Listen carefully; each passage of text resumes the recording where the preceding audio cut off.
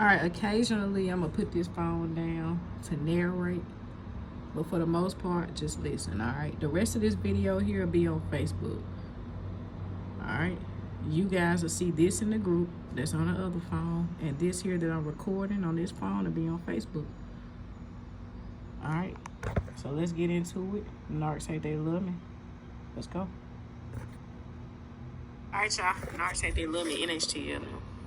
Let's go. I promised I was gonna bring this video, so I'm gonna deliver on my word. Remember, actions speak louder than words. Actions speak louder than words. All right. Behavioral patterns. That's why behavioral patterns are so important to observe. Yeah. All right, and the post reads. So let's break this. I'm gonna break this all the way down, line by line. But I'm gonna read this first post. All right. I hope this helps somebody. This is in the group. All right. Young lady said, okay, hey guys, question for people either currently dating a narcissist or used to. Did anyone ever notice how much of a hoarder they are? A hoarder.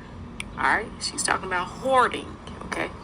My boyfriend has things from back in 2007. Now, mind y'all, this is 2023 that she's writing this. All right. My boyfriend has things from back in 2007 that he refuses to get rid of, even though he never wears these things. I had to recently move in with him, and for the most part, the apartment is clean.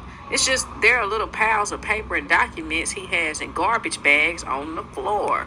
Every day I tell him to clean it up so there's no clutter, and all he every day I tell him to clean it up so there's no clutter, and all he does is sort things out and leaves them to sit there from days to even months. He won't let me touch it because he'll flip out. It's incredible how lazy he is, but will get on me for small things I do in the house. I mean, what the F, right? What the fuck? Yeah, what the fuck? And I totally understand. Yeah, I understand this behavior. And I already know that this behavior stems from him not developing a healthy relationship from a primary caregiver. All right, that's what you got going on. So because he's never established a healthy relationship with a primary caregiver, he wants you to be his mother. You're supposed to come clean up after him. That's what he expects you to do. But the fact that you moved in with him, he has ultimate control as to what goes on in his house. So you either have to get with it or get lost. He feel like you're not going anywhere. You're too damn stuck to go anywhere. So you've been a superior. It's just now the tables have turned. How did he turn them? Now you're in his domain, right? You can't call any shots in his domain. Let's keep going. You're just going to have to deal with what I have going on. And the way that you feel, it doesn't matter because this is my space. This is my place. Either you're going to get out of here or you go get lost and you ain't going nowhere. No. All right. Remember, narcissists really are victims. These people really are victims. You aren't. So when they come and they gravitate towards you, you're going to be the mother that they never had. And they need a collection of mothers. They need a collection of mothers. Why do they need a collection of mothers in Nhtlm? Because all the one mother that they've always known to care about them, to be there for them, to pick them up and put them down like they're objects. This is how their mother has operated. She's always neglected them, always abandoned them, always rejected them. Meaning she drop them off to their grandmama. Meaning that the mama go out and do what she want to do and just drop them off with anybody. It doesn't matter if she know the person or not. So she done neglected, she done rejected. So they grow up, they do the same thing to other people and they project on how that they're inside, right? They project how they feel on the internal, out on the external. And if you don't know any better, you'll fall for them. Narcshatetheyloveme. Let's keep going. So now he has to project his childhood trauma over onto you. So let's break this down. That's just a little bit of breakdown. Let's get into this. So you got a hoarder. You got a child that has either been spoiled, they were given everything with no kind of consequences, meaning that the love from the parent is giving the child materialistic things. So it's transactional. Materials have a price on them. The things that are in a healthy relationship versus, unhealthy, don't have a price. Love doesn't have a price. Respect doesn't have a price. Patience doesn't have a price. Let's go. And this is how the child experiences love. That's why everything with a narcissist is transactional. They just want to materialize the relationship, right? Yeah, they feel like they can do somebody any kind of way and just appear back like nothing ever happened, because love to them, real character, real moral, real standard, it holds a price. You're weak if you're into all of that. You are weak if you into any of that. If you be into being a good person, you are weak in their eyes. I'm Narcs. Hey, let's go.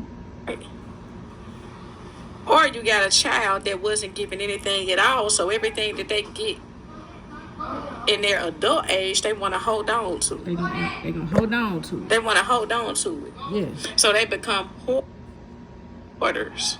Yeah, they make up for lost times through material. So they hold on to that material. You can't get them to get rid of it, especially if you call yourself living in their... All right, hoarders of attention. In their quarters. Hoarders of material. Mm-hmm. Hoarders. Mm-hmm. That's why they want to keep you around.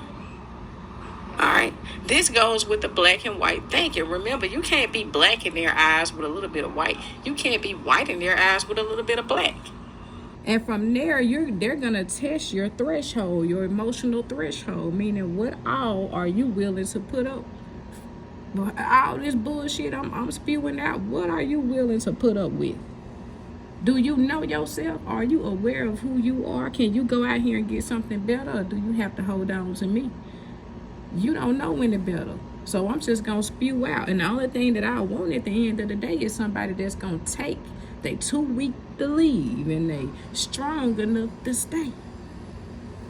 Ooh, I'm digging off in some ass. You can't, it's never any gray area. It's never any type of balance. When I say gray, that's balance. That's duality, where you can see the alternatives, where you can see the good and the bad in a person. All right. This person is hoarding,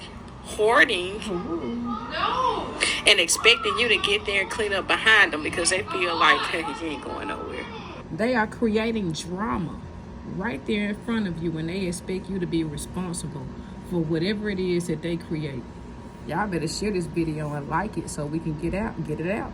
Yeah, you ain't going nowhere. You ain't going nowhere. You're going to tolerate this shit. Mm-hmm. But you see how everything is on one extreme or the other. Let me give you another example with the black and white. Have you ever heard of the scapegoat? That's the black child, the golden child. The scapegoat is the one that they take everything out on. Everything negative that they feel, that's the scapegoat. You don't have to be a child to be the scapegoat. If you subject yourself to all the trash that they spew out, you're the scapegoat. Now, have you ever heard of that? That's the white child. The golden child, that's the one they paint as all the way, this is white, this is all the way good in their eyes. And usually this is a child that they have, they call this in the psychological world, extension of self with the narcissist. They see that golden child as an extension of them, as an extension of themselves. So they paint that child out to be all the way good, and they justify the bad. Let's go. As soon as they go and idealize something, mm-hmm. They find stimulation in something, they have to devalue what they have on the other end. It's not. So if it's a supply, some kind of whatever they get stimulation out of, it doesn't have to necessarily be a person. But if it's some kind of something that they get stimulation out of at that very moment while they're getting stimulated, they are idealizing. So that current supply that they used to idolize has now become all the way bad. I'm Narcshatetheyloveme. No in between, no gray area. All right. So the hoarding in their mind, this is all the way good. This is white. Why would I get rid of anything? This is white in my mind. This is what I desire. And I have ultimate power and control. Now listen. And I don't mean to keep stopping this, but every time I talk, I think of something I need to tell y'all. When people have to uphold a certain image on the exterior, this means that they're all about image perception and image management. It's something within themselves that they're not quite sure of, right? There's some self-esteem problem deficiency going on. I'm just a messenger. All right. I think this person here knows that you don't have anywhere else to go. So you got to be mama. Yeah, most narc men are looking for mama. Most narc women are looking for daddy. They all right. I hope that makes sense to you. Does it? I hope that makes sense to you. Once they start to get stimulation from this one thing, they have to paint the other thing as all the way black, all the way bad. And that's just their way of thinking. With their jobs, not even with just themselves, with their jobs, their children, everything is either on one extreme or the other. And with it not being any kind of balance, man, it's unhealthy and it's toxic. Yep. And it's going to have its way with you. Yep. If you stay in there. But if you decide to move, notice my comment under the post. It said that, hey, make your move quietly. Do not announce when you're going to leave. Don't even announce that you're going to leave if you've already done so. Because this person here has already studied you. Your structural makeup. What is your structural makeup? They've already studied you. They know you better than you know yourself. So, and I'm sure you introduced them to people in your life. You told them your vulnerabilities and your weaknesses, and they sit there and they listen to it. And they soak all of it in. Not to help build you up. But if they help build you up, know that it's diabolical. So they're going to break you down and build you back up in their image. I'm Narcshatetheyloveme. Hold on. Before I go, Narcs hate Narky hate you. Just hold on. Usually people are only interested in people that are interested in them. Let me say it again. Usually people are only interested in people that are interested in them. So a lot of y'all wonder why you hanging on, why you holding on. What is it about you that's making this person gravitate towards you? What is it about you? Are you going to bend over backwards time and time and time again? What are you going to do? Are you going to ever put your foot down? Are you going to say, look, they need to stop bothering me? Or are you going to start saying, this person ain't finna bother me? And I'm about to make this, this is about to be apparent. I ain't got to sit up and talk this. I'm going to show them. You not going to bother me. You're going to close the windows. You're going to close the doors. No access. Access denied. Because when I had granted you access in the first place, you went over somewhere else. You didn't even appreciate it. So why would I keep granting you access? And time again, you disappoint me. I feel betrayed. I'm emotionally connected. I like you more than you like me. Oh, I'm Narcshatetheyloveme, y'all.